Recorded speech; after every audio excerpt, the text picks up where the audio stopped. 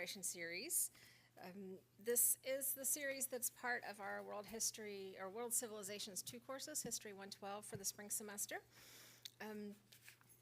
These activities that we're holding throughout the semester are sponsored by the Global Distinction Program with the Humanities and Fine Arts Division, or discipline, and with the support of the Carolina Asia Center. So today's speaker is Dr. Jamie Anderson, who comes to us from UNC Greensboro, where he's head of history department at UNCG, and he teaches courses there on Asian civilizations and Chinese and East Asian history. His research interests include Imperial and modern China, as well as its relationships with Vietnam and throughout East and Southeast Asia. So welcome you, and thank you very much for coming. Thank you very much. Thank you all. I'm really happy to have this chance to be here to speak with you. I also, to say that I have a graduate student, Eric Oakley. I think he's been teaching here for you all before, over his, he is someone who I've tried to get other of our graduate students to meet with, because of his own teaching is sort of a model for all of our teaching when it comes to getting out into the classroom and using technology. I think that this is something that I'm also not one who's as quite as proficient as I should be. And I think now that I'm sitting behind a desk most of the time instead of getting a chance to talk to students as much.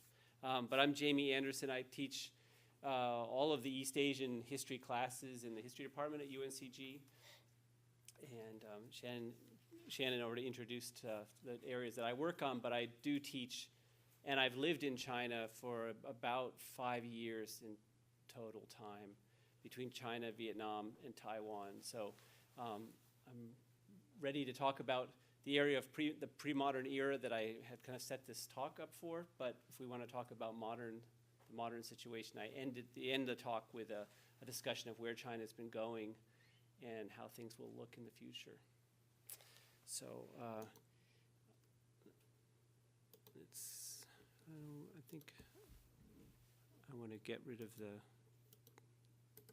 that part.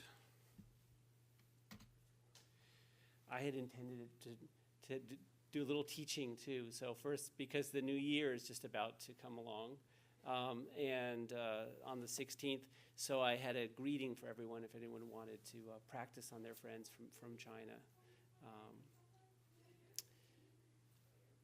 Do you all want to give it a try? Okay, all right. 新年快乐. 新年快乐.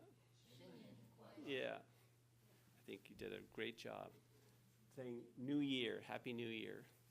So, this is the year of, this is the time for passing out red envelopes and getting together with family and having sort of all of the family time and friend time that's part of this big holiday. And it's also the year of the dog, so I found myself a dog. So give you a look at, on our campus we've had a couple of events that have already happened that are related to the new year, but the big holiday is actually to come, as I said, on the 16th. So what's the element? Is it What's that? golden dog or? Oh, the other, that's, yeah, of the 5 elements, I'm not sure which dog it is. I should go back and check on that. That's true. It's,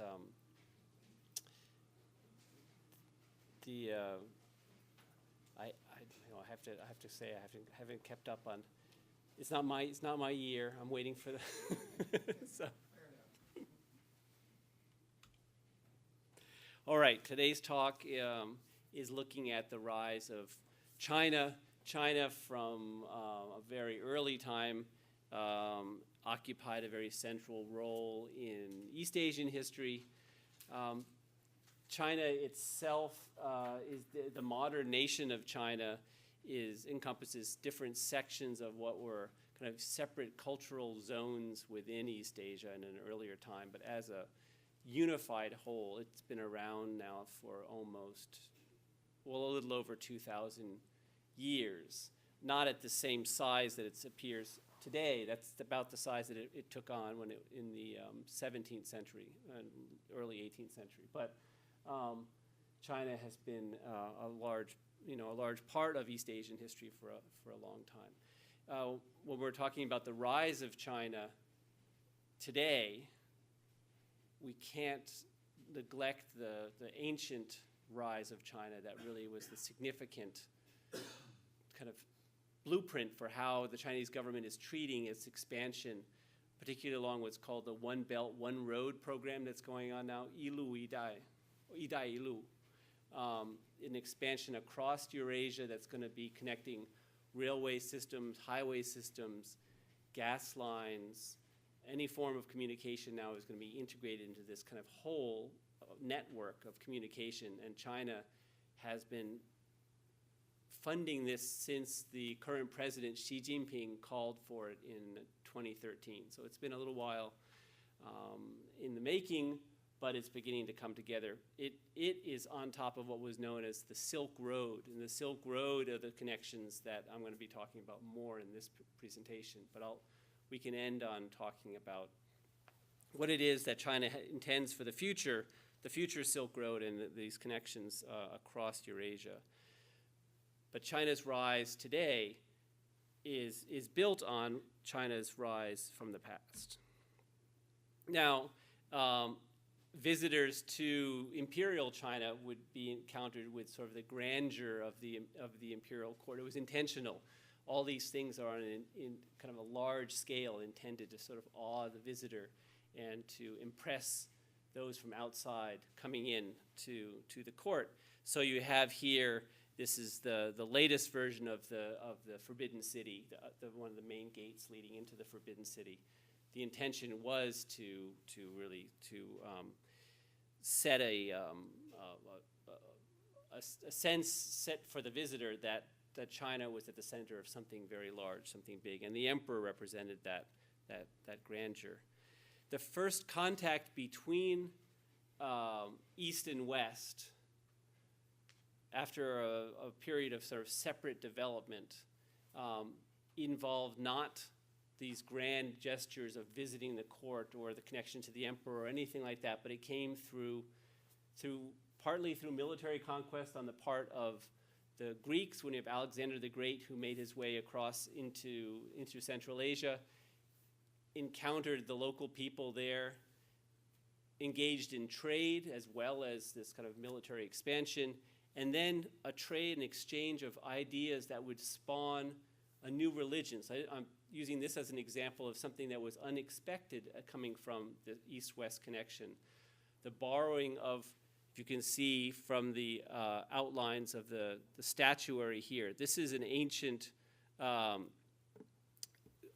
Bactrian, the state of Central Asia that existed after Alexander's time, Bactrian statue of a bodhisattva, of a Buddhist deity. They hadn't had any artisans hadn't had a way of expressing this new religion, Buddhism, as it spread from northern India into Central Asia, until they came into contact with these Hellenic forms, these formed statues that had come out of the ancient Greek tradition, so that this connection actually produced the statuary that then allowed Buddhism to be popularized, to spread, and then to make its way across Central Asia. So a very early East-West connection that had very little to do with talking about emperors or rulers, but had a lot more to do with this idea of trade and exchange and cultural change. At the distant court, the Chinese court, the emperor looked out on the world in a particular way, and this is a map of the world in that time. This is the emperor's domain at the center, the ruler's domain, and then from there you see all of these different zones that came out from there. I was wondering if anyone could, if you were to see this as a three-dimensional form, how do you think it would look? Very much like a pyramid. This is a hierarchical order where at the very top you have sort of the kingly domain, and then every level beyond that has its responsibility. But to the emperor's eye, as you went out from there, you became less and less civilized, so they're more and more suspect to the center. And the idea was, at the very ends here, this layer, the fan, they were to protect the civilized from the uncivilizable, the people who are beyond the pale, who could never accept kind of the cultural center. And so that's how the emperor looked at the world of sort of inner zones and outer zones. And the peoples were also organized by direction. So you have a set of characteristics for the northern barbarians, the Beidi and the Nanman, the people in which I work on mostly in my research, are collectively known as the southern Man barbarians. They're like any writing about another person, the other. There's plenty of generalization and kind of caricaturization of these different people, kind of treating them as not quite human and sort of a different type.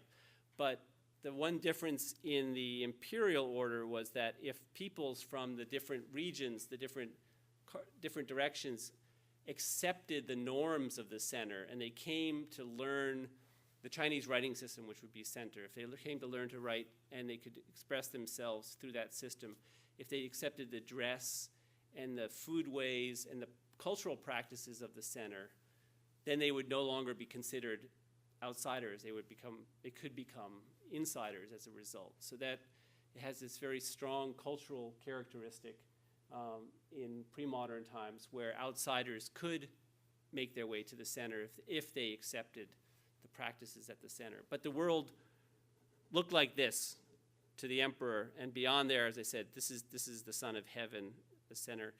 The first Westerners that came to China came from the east because they came by ship. I mean, the first that came in the early modern era in large numbers.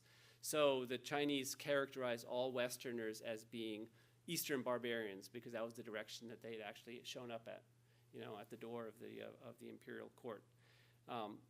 There had been some encounters in earlier times, but it wasn't until early modern times that you really have a very strong presence of Westerners around East Asia. Now, that's the idealized version of the world. That's how it's written about in text. That's how it was expressed in ritual. But the way that emperors and the court, those who were in the central government, dealt with foreigners in a practiced way was to use what was known as the tribute system, a matter of giving of gifts to the emperor.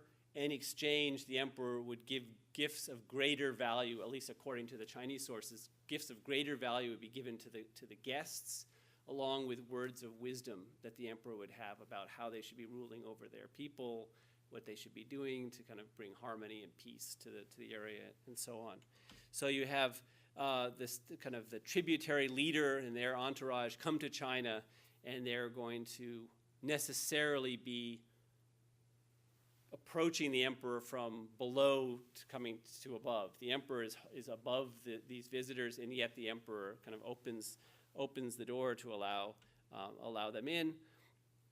They had to often bring somebody that would be a resident at the Chinese court or would stay for a long period of time, which in effect was like a hostage system. And I don't know if anyone studies the Shogunate in early modern or very late traditional Japan, where you have the lords having to send their families to the court to stay at court, so when they return back to their local rule, the shogun, the leading general in the Japanese system, would have some sort of leverage over these people. The Chinese system also included an element of that, where you had the residents at court from nearby kingdoms who stayed for long periods, so that the emperor could kind of keep an eye on the rulers from the region that they were coming from. Those were probably it was less likely from distant visitors that they would actually send somebody. Traditional goods coming from the place that they were visiting from, whatever it was their local product of oftentimes for emperors in the period that I work on in the 11th century, they were looking for what they considered to be different animals that were not found elsewhere in China, or types of incense that were not found in China. They were particularly valuable to the court because then they could use them as status goods. They would give them out to other other members of court or high officials would get them as gifts so they could kind of express their own high status by being, having access to things that other people didn't have. So whatever it was that was most valuable in that sense, these visitors would bring as tribute, and then China in turn would guarantee the security of the visitors, the security of the neighboring kingdom that they came from. This was generally speaking in word, but not always in deed. They would always say that they would be there to preserve the harmony of the region. But if there really was a war that broke out with one of their neighboring kingdoms, you can see in the historical record they didn't always step in and stop things. Or if there was an attempt to overthrow the ruler, he couldn't always depend on the Chinese emperor to intervene and help. But in theory, that's how things would work. So this is a scene from a tomb painting of foreign visitors coming to the Chinese court. So the presence of foreigners extended even down to the afterlife, where you have this element of prestige in these high officials' tombs. You have images of foreigners being present because that was a sign that the official was important enough to have these guests, pay attention to them and visit with them when they come to present tribute at the court. The rise of China in that system, in this kind of tributary system, took some time to start, but from a very early time, China had an interest in expanding outward for its own internal reasons. And one of the most important figures in that sense was the ruler of the Han Dynasty known as Han Wudi by his honorific name, the martial emperor. So from the 2nd century BCE, the big concern for China was the nomadic peoples, the horsebacked armies that were north of China at that time, above what was the Great Wall,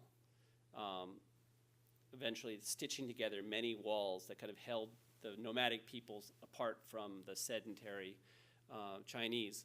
The martial emperor, Han Wudi, wanted to find an ally to protect his empire against these horsebacked armies. And so he sent people west to look for allies, to look for some neighboring kingdom that would then be sort of the rear guard and protect the Chinese empire from its enemies.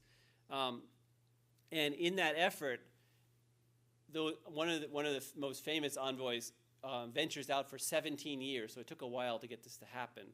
17 years later, returns with news that they couldn't find allies, but they could find horses, and horses were the next best thing. That was probably the most important military find, were good horses to then be used against these nomadic peoples to the north.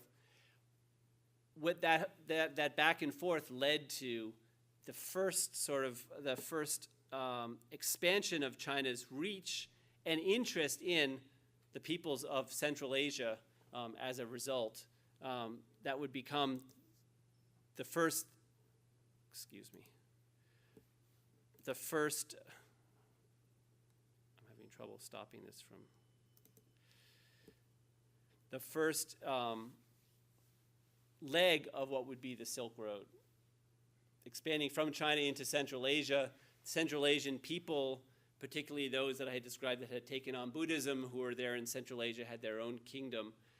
You saw connections being made between Central Asia and China, and then from this period on, from the Han Dynasty, so the 2nd century, up until the 2nd century CE, you have this expansion of connections into Central Asia and trade beginning to be developed back and forth between these two regions. We have some maritime trade, but it's very, very limited. There are shipwrecks found in the South China Sea and Southeast Asia that contain Roman coins and contain glass beads that came from the Mediterranean. So there is evidence that trade actually had been going on over a very, very long-range network, but it's still very limited.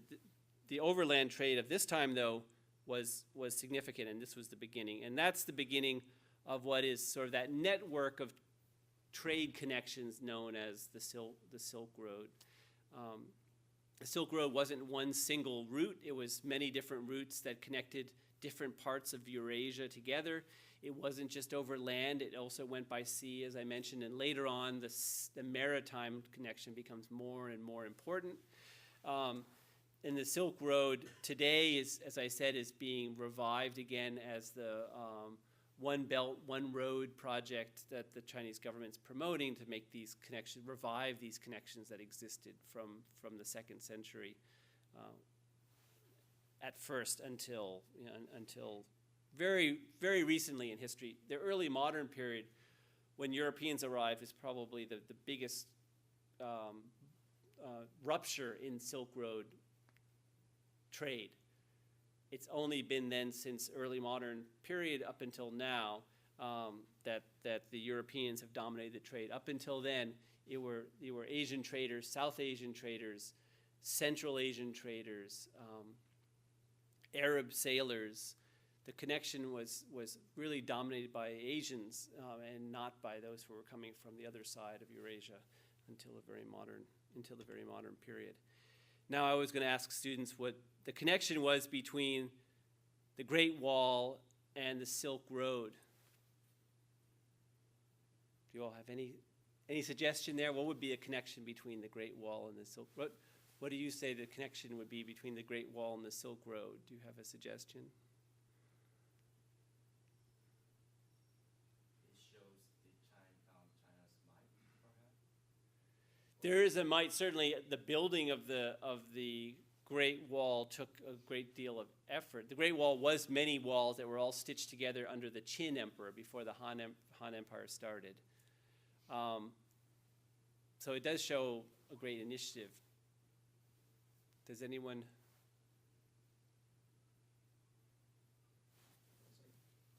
What's that? Yep. Protection of the Silk Road from those, particularly from the north? Yeah, that was where I was kind of moving towards, that without some security in that area, you couldn't have had the trade that began to be engaged in. Without the need to seek that security, the trade never would have been initiated. So the two things go together, this kind of regional security need to find a way to protect the empire led to exchanges that connected to peoples that then spurred this kind of desire to have the things that the Central Asian traders were bringing in. And suddenly there was a market inside of China for all these things that weren't even known before, and they were just beyond the reach of where the Great Wall made its way. In this, let's see, in this map, the Great Wall ends here at Yuman, the Jade Gate, and this is the Great Taklamakan Desert here. All of this is the wall itself. So you see just beyond the wall, these traders would congregate, and they would bring all those things in for the Chinese market, for the Chinese court. And suddenly there were this new connection that transformed Eurasia. Without that connection, you wouldn't have easily seen the spread of Buddhism that makes its way from Central Asia in the end of the Han Dynasty into China, and then becoming popularized in China and spreading and becoming an integral part of Chinese society. You wouldn't have seen lots of different clothing styles, different fruits and vegetables make their way through this route. And you wouldn't have seen the exchanges of things by sea, such as the compass, which then is used by Arab traders to spread all the way across India and then onto the east coast of Africa, and then bringing kind of transforming navigation and trade in the opposite direction later. So the security of the Great Wall and the trade that it fostered is very important. This slide I won't dwell on too long, but if you wanted to see what the Great Wall looks like when you get out to the far west, this is what it looks like. It's not so great out there. But the reason why is that you just needed a wall that was high enough in the Han Dynasty to keep the herds of sheep and goats that the Shogunate, that their rivals, these horsebacked armies, had for their food source, because they were pastoralists. If you had a high enough wall to keep those herds out, you were going to keep a large contingent of this wall protected from invaders. So you didn't really have much of a wall, just enough to put a kind of a barrier. The other barrier that the Silk Road faced was that as you head west, you hit into the mountainous areas of Central Asia, impenetrable during parts of the year. So this was another part that kind of kept people from coming in huge numbers in an early time.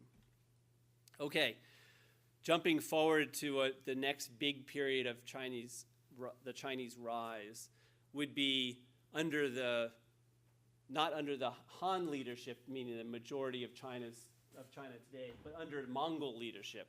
The Mongols that swept across Eurasia in the 13th century formed their own empire, stitching together all of these different kingdoms and the Chinese empire into this large Eurasian-wide realm that they formed, loosely formed, because the Mongols never ruled in sort of an airtight way. The Mongols allowed local people to stay in place, and they just kind of put a layer of leadership on top of what was already there at the time. So this period of time in the 13th century, we see China rising again, but in the guise of being a Mongol empire, a nomadic people's empire. And in that period, we have more Western connection. This is the era of Marco Polo and the era of other Western envoys that were sent out to make contact with the Mongol court, make contact with the Mongol leadership. So you have more of these individual contacts going on, but China's image as a great power, a powerful power, is fixed in the European imagination in this period of time. Polo's writings, the writings of other visitors are the ideas that circulate in the West, and they are the ones who spark the imagination of Westerners in thinking of the riches of the Far East and the riches of China. So in the Mongol era, it really demonstrated a remarkable feat to control so much.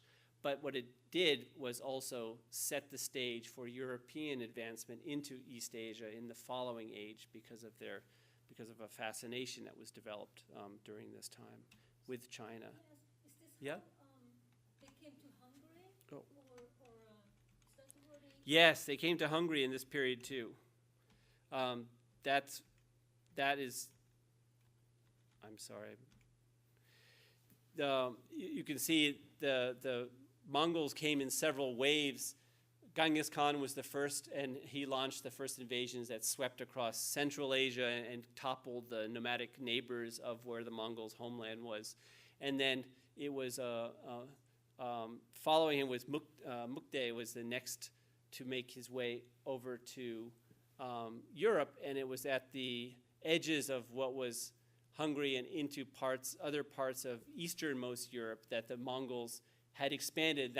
Those were celebrated battles between the princes of that region and these Mongol armies. But after the death of the Khan and before the rise of Kublai Khan, those same armies had to return back to the steppe. So they didn't continue expanding into Europe, and then there was, in the next wave, the Mongols decided to solidify what they controlled. They didn't expand any further into Europe.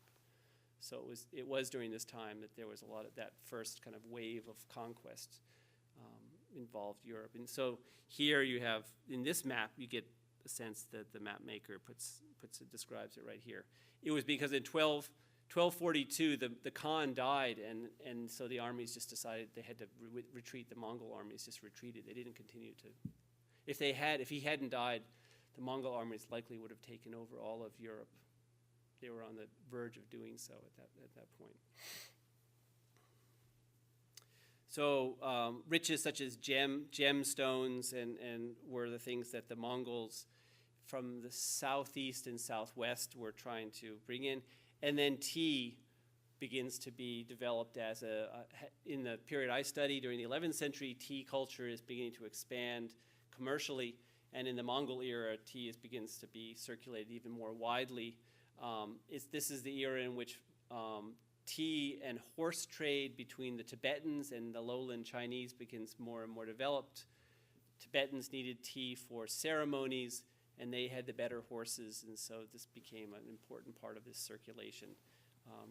of goods in this period of China's rise. It's also the period where maritime connections between different people are stitched together as well. And it starts in the Song dynasty, the period I just mentioned, but the following dynasty, the Mongols, Yuan dynasty, is when you see maritime trade make its way into the Indian Ocean, and more of these connections become very, very kind of active trade, very active trade routes. Following the Mongol era, has anyone heard of the admiral, the famous, in Chinese history famous, eunuch Admiral Zheng He and his voyages, 7 voyages that were set. There was a British mariner who wrote, Gavin Menzies wrote a book about Zheng He's voyages, saying that he in fact circumnavigated the entire world, and he visited North America, and he had colonies. Most of that writing remains disputed by scholars, but it made for a very entertaining. For a while, I could talk to my students about some very exciting discoveries. Supposedly, San Francisco had a Chinese colony from the 15th century, which seems a little far-fetched. But it was exciting. We could talk about this at length because they had read about this Menzies book. But Zheng He's voyages were just the culmination of trade, kind of maritime trade connections that the Chinese court had already started making with really far off partners across Eurasia, across the Indian Ocean, all the way to the coast of Africa. The first Ming emperor, receives as a gift a giraffe that was brought back from Africa by ship back to China, believed to have been a unicorn, because Confucius had said that if he viewed that at the end of times, when in the age of enlightenment, a unicorn would appear. So when they found, the travelers found this animal, they decided, well, this is better safe than sorry. Let's bring this animal back to the Chinese court, because this is something that does not exist elsewhere in China, and it could well be that the unicorn we've been seeking. So these trade connections by sea found even more riches and kind of great things. And that all lasted up until visitors coming from the opposite direction took advantage of the trade that had been set in place by these Asian traders, and then started making their own way into the markets that they wanted to control. The British, of course, on the Indian subcontinent, make it their colonial possession, and they push their way into other parts of Southeast Asia. The Portuguese were the first to do so. So I mentioned the Portuguese Empire is the most important European connecting tissue here in this trade network from an early time. And the Portuguese set themselves up in along the Malaccan Strait, which is the kind of the chokehold between South China Sea and the Indian Ocean. There was a sultanate at that spot. Zheng He, the voyages that I mentioned earlier, had gone and helped that sultan get him set up so that he would be a friend to China and kind of protect Chinese interests. But the Portuguese seized the sultan's citadel, his fortress, and they set up their own fortress. And from that point on, the Portuguese and other Europeans begin to expand into Southeast Asia, and then finally into the South China coast, and sort of make their presence known after that. But they're building on what Asian traders had already put in place for centuries before that. Going forward a bit, involving the British once again, when the British did not get what they had wanted from trade with China on Chinese terms, because the Chinese emperor still wanted to maintain a tribute system where the emperor was at the top and other traders came and brought things of lesser value, and so the British wanted to have what they had established for themselves elsewhere in their larger maritime empire as it was expanding, was things on British terms, on European terms, or at least on equal terms between the two parties. So as tensions rose during the 18th century and the Chinese court government didn't change, the British eventually the tensions between the British and the Chinese, involving the introduction of opium as a trade item from the British, who had brought that from their Indian colony into China to balance the trade that they had with China. The Opium Wars were the result of that tension. The British decisively beat the Chinese Navy, forced the Chinese court to open up China to Western trade, and end any remaining tributary relationship that China had with most powers that it was engaged with. At this point, China is now under the control of Europeans. European armies are dictating how China is going to be engaging with others, and China's rise then is stymied. At this point, China becomes a power that's looking for a way to recover, and eventually we'll find by 1911 the dynastic order is over. The Chinese emperor has abdicated the throne.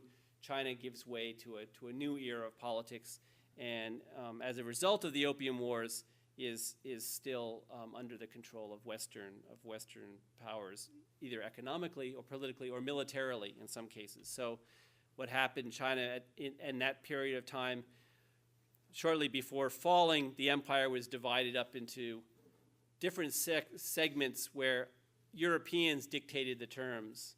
And so this map gives it a sense of how other powers had colonized China in different areas. The British seizing the rich central part of China, while the Japanese had taken Manchuria because they seized the Korean Peninsula as their colonial possession, and so on. So we saw China then was broken into these spheres of influence, and to the Chinese public, this was seen as the beginning of the end, that China was going to dissolve into a series of colonial possessions, and that there would be there'd be no center, no more state. This Western cartoon depicts it in this way, using the idea of a very, I have to say, rather a pejorative image of China itself, and Westerners looking like they're looking for their own piece of the pie, Japan included. So the modern era then begins with that humiliation of Western involvement and kind of the breaking up of China to pieces. And the next stage then in 20th century Chinese history was the search for the right movement to put together some force that would drive out the Europeans and revitalize the Chinese polity and bring things back together and cause a new beginning. Two forces fight out, the nationalists and the communists.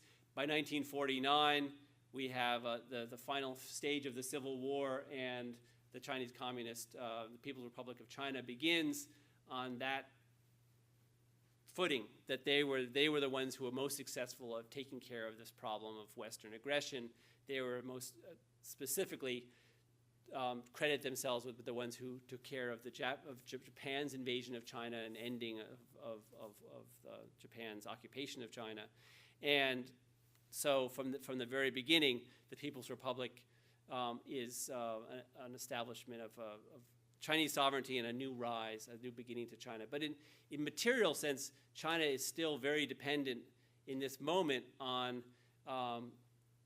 trying to balance between surviving the growing Cold War tensions between the West and the Soviet bloc of nations, and trying to deal with its own material kind of degradation. The fact is that the early 20th century had been a period of decline rather than improvement for huge segments of the Chinese society, particularly the hinterland of China. So while some people became wealthy, much of the country languished, and so that's what the early stage of the PRC was, to bring about a transformation of the countryside and a change from within.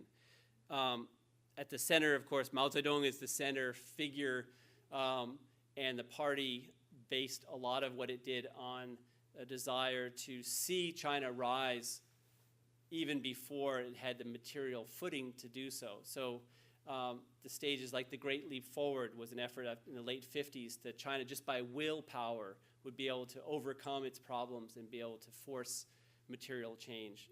That ended with a widespread famine in the early 60s where 20 million or turning to 30 million people died as a result. And that led to another stage of political radicalism during the Cultural Revolution in the 60s. So it was one campaign after another in that period of time to just transform the country by will, but not really by being able to kind of call on material change in the same way. What has happened since the end of Mao's era, the rise of the era of reform, is that a different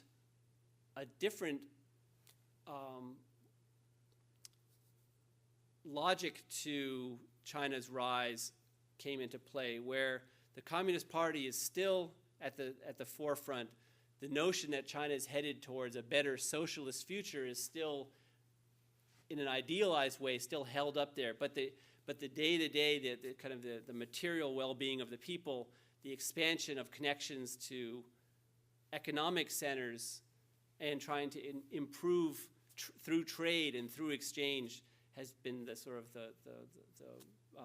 the day-to-day maintenance of that system has become the primary concern of the Communist Party. Even if in an ideal world you're still heading towards socialism, it's socialism with Chinese characteristics, which means it's a market. And if a market's involved, then they had to make a lot of allowances to open to the West and to open communication. So here's a smoggy day in Shanghai that I took this picture.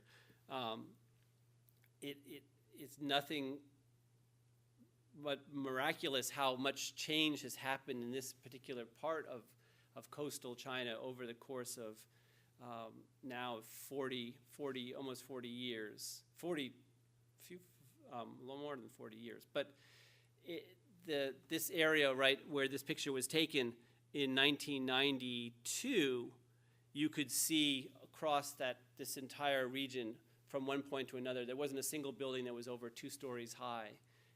Most of it was just rice paddy beyond a series of kind of warehouses that were right here on the river. And I always remark when I think about what how much has changed in that area in such a short time. This is not Shanghai. This is actually connecting into on the other side. Well, this is the other side of Shanghai, I think. This is connecting the other Silk Road to a network of a digital, in the digital exchange, a digital world. And at the center of that actually is not China itself, but the city-state of Singapore has held itself up as this node for digital trade and for financial trade and financial exchange. And China is trying to connect into that as well, so that there's another side to these kind of Silk Road connections that involved partners that from another era that are now going to kind of connect China to a global network at another level.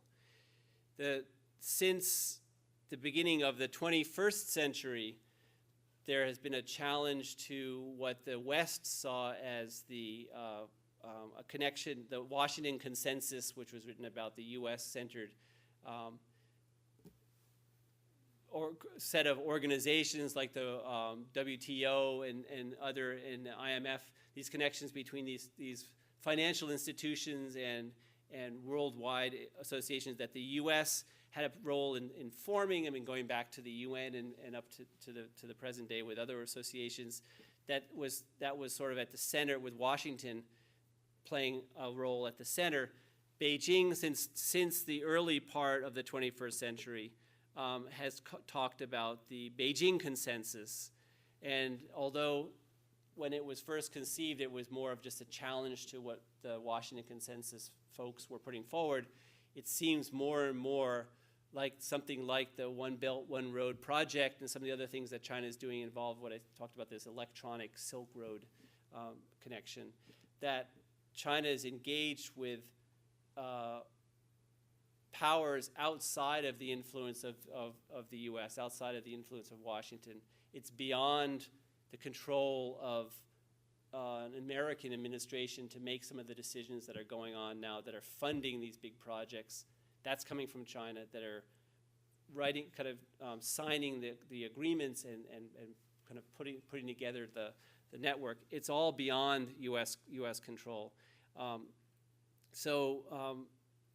think in some ways it's remarkable how quickly that has changed, because the Washington Consensus really was the status quo. This was the only other figure I really explained how China's expenditures on military has really expanded.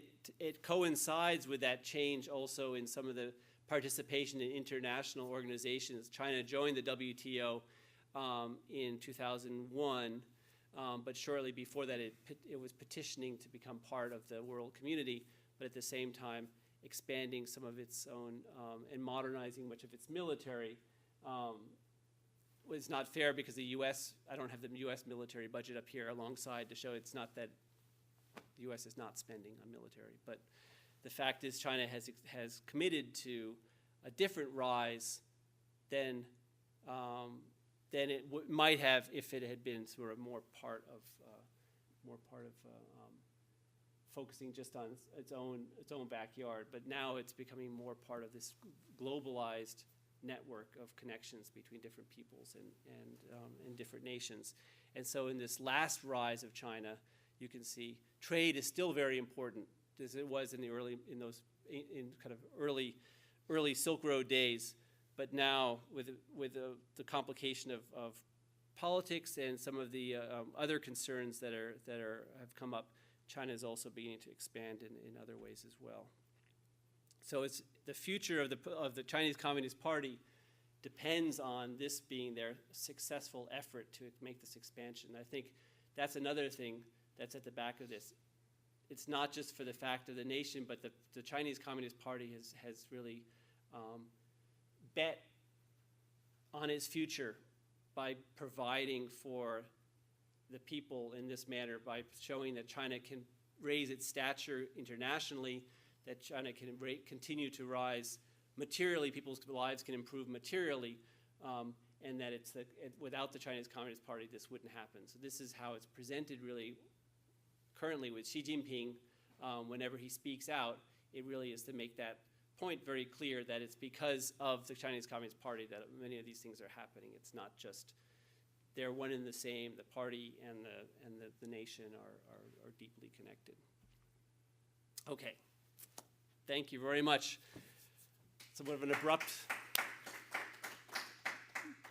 abrupt conclusion, because I wanted to find some sort of modern, I figured that some modern questions might be of interest to everyone, and so I felt that if my talk was about China's rise in the pre-modern era, China's condition today in the modern era probably would be of equal interest, so I just wanted to leave open some time for that. Does anyone have any questions about,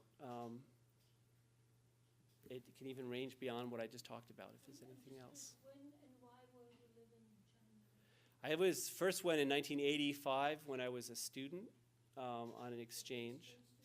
I was an exchange, so I was in the city of Nanjing because they took exchange students at that time. And I was there then. Then I went to Taiwan because I could continue to teach English and study Chinese. I mean, at that point you couldn't stay in China unless you had a visa to do so. And I went back to China in 1988, 89, so I was there during the student demonstrations that happened in the spring of 89, and that cemented, for me anyway, the idea that I was going to go on to grad school and keep going, because up until that point I was really interested in China, but then I became fascinated. I had to know more, so went on from there. So you showed those images of the original Silk Road and how it stretched west and through Russia to Hungary, Poland. So with this reconstruction of the Silk Road, is the intent to again expand that far west? And if so, does that special efforts at, creating better relations with Russia and European powers? Yeah, it has. It has. They've actually. This project was already in the works, but there has been a train that departed from Beijing and arrived at London Station. So it made its way all the way across Eurasia and came out, through the Channel and then into Great Britain. So that the act of doing that, and that's a freight train, so it was bringing trade. That's what they were trying to engage in. So that project, in that sense, it has been successful, but there are so many more elements of those connections that are being made. Russia is involved with a pipeline project that includes China, and I think that runs out of southern Russia. Some of the things are parallel, that they just are happening at the same time, and some things are that the Chinese government has labeled as part of the larger project. The problem with partners and politically sensitive areas is a big deal. China has a large project with Pakistan, but part of that route runs through Kashmir. So it's running through. It was not the place. I mean, at the center of political turmoil. They've not been able to solve some of those problems where they're introducing these infrastructure projects into areas where they don't. The Chinese government hasn't had the diplomatic experience in dealing with some of the tensions that have come up. But most of the partners they have, I think with Russia, it's been a relatively friendly kind of cooperation in most of the exchange. But in places like that, some of these projects are stymied because they got to a certain point and then they realized that politically they can't. Or it's true in some of the areas of Southeast Asia where there's fighting going on, and the Chinese government just encountered problems they couldn't overcome right away. But they're still trying to push forward. Oh, yeah? What is your projections of the future China? Because obviously Chinese powers is expanding all over the world. Yeah. But his governments and everything is still widely corruption, and it doesn't have a true democracy. Right. I think that's where the future of the Communist Party, where the bet has been laid on trying to expand outward and make these projects for national prestige and sort of to bring new material benefits to the people. The government has invested a lot in that area because in some of the other areas, like domestic unrest, where there's still protests at local levels, where official corruption causes local demonstrations to break out, the government under Xi Jinping particularly has turned away from trying to deal with those by negotiation, but has decided to use clamping down on dissent in a much more severe way. And I don't know, so they're making a calculation that's different from Xi Jinping's predecessor was not acting in this manner. They had a somewhat different focus on local governance. And now I think clamping down on dissent, pushing the idea that for national interest and national pride, people should continue to sacrifice and not talk about change and not talk about reforms. And then deal with corruption, but in a very public way. Xi Jinping has his own anti-corruption campaign, but it targets mostly his political adversaries and deals with those people and doesn't deal with the widespread local corruption that's still going on. I don't know. I mean, there's a bet. The party is making a bet that this is the way to go and that eventually people will feel better off or feel better about China's place in the world and not push for the party to reform itself from inside, which is what is probably, that's the one question that's not being resolved, not being addressed, and that's the one thing that has to be resolved. They have to deal with those internal contradictions, but they're not. They're pushing for these external changes right now. And that's coming from a historian of the 11th century, so I have to say that I'm not out of personal interest in wanting to keep up on things, but I'm not a political scientist, so there might be some other calculation that's going on some way. Yep. I'm just going to ask about, the map of Imperial China and the barbarians on the outside and how that relates to China today, where a lot of the rural and industrial workers aren't allowed in the big cities. They're not sharing in that material well. Yeah. How does that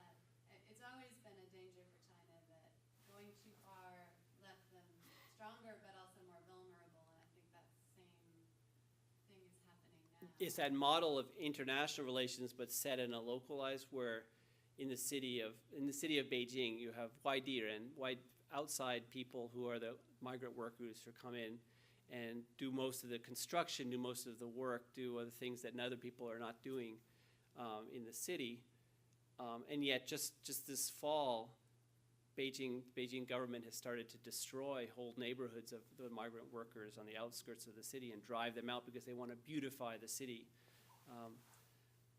And yet, I don't know if that's going to solve any problems. Ultimately, that's going to affect the local economy more than it's going to, I don't know, it may be just a matter of not seeing the problems that have come about with the household registration system that came before, where people had to stay in their local areas and everything came from wherever to limit movement of people. Once that has been lifted, but people still don't get the resources they need, or the social safety net is not extended out to people who aren't registered in a certain place, you're going to continue to have problems like that. And Beijing's effort to beautify, I just find that's puzzling, because those are the people that are doing all of the work. So it's like along the Three Gorges, I think for the water projects, the cities that were all submerged along the Three Gorges Dam were mostly destroyed by inhabitants of the cities that they were employed to knock down their own cities, and then they were flooded out, and then they were relocated to places that were less advantageous for them economically. They were just remote, newly built, satellite cities, but startling how those same areas along the Three Gorges Dam had been a really vibrant trade and religious pilgrimage area. I mean, that's why it was a cultural, catastrophe to submerge those whole areas when that happened. Yeah? Did you? Yes. Do you think that, the Chinese government is, like you say, spreading its power to globally? Yeah. But do you think that the state-controlled economy can be sustained with this, ever-expanding power to the outward and to internationally? Some of those things are no longer controlled by the state because it's not possible when it comes to engaging with when China joined the WTO. They had to liberalize different aspects of their financial system, had to liberalize different parts of the economy. A lot of the big state industries that were so important in an earlier time in China are just not as important today. But I think there's another industry that's growing in China, and that's the sustainability kind of things concerned with sustainable or green kind of green industries in China. They're betting that this is going to be a big deal. So there's a lot of state support for things like that, but they've become somewhat private companies, and that's complicated the picture as being a socialist economy, because these things are not fully owned by the state. They're not fully owned by individuals, but that also means that it leaves a big gap for corruption, where between people still control resources that they shouldn't have control over in such an absolute way. And that's still a problem.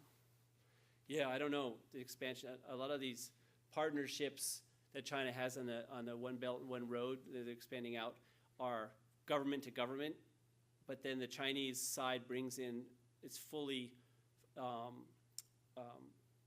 they use Chinese labor only. They don't use local labor. They don't use local people. They don't use local resources or materials.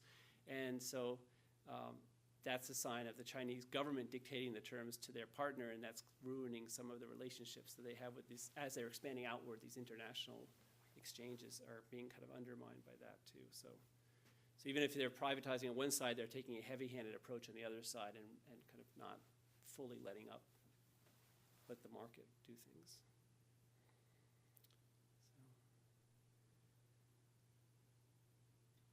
Thank you so much. Well, thank you. Thank you for this opportunity.